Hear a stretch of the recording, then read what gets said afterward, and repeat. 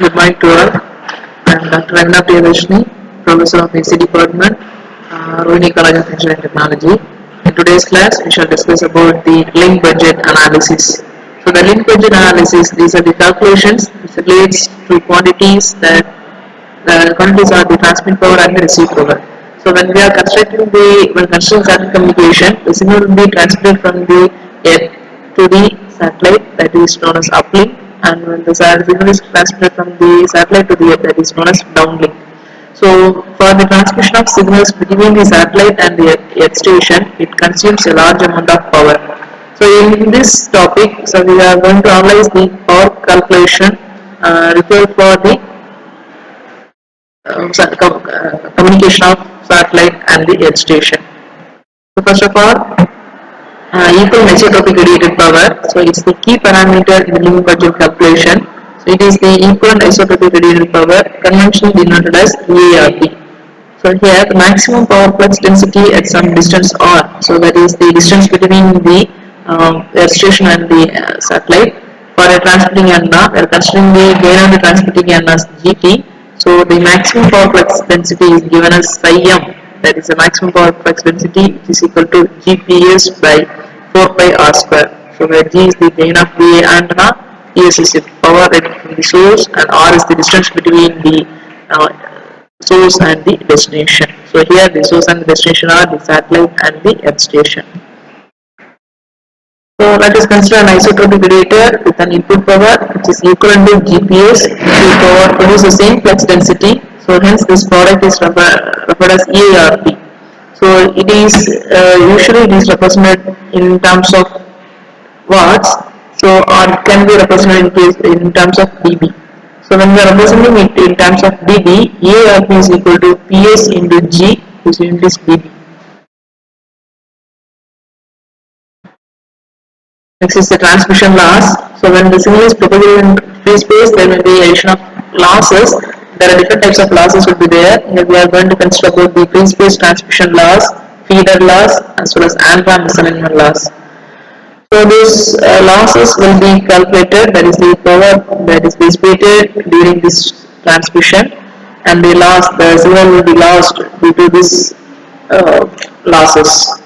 So here the total EARP is calculated as the losses is considered to be the reduction of the power, so that is divided by minus sign, and gain of the receiving antenna it is considered as the positive sign.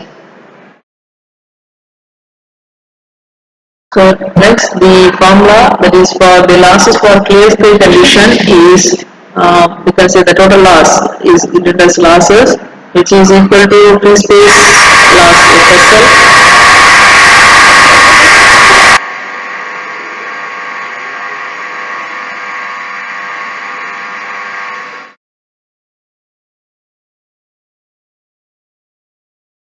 So the loss for clear state condition it is given as free space transmission loss FSL, and antenna misalignment loss AML, and the feeder loss AFL, and the absorption loss and the path loss.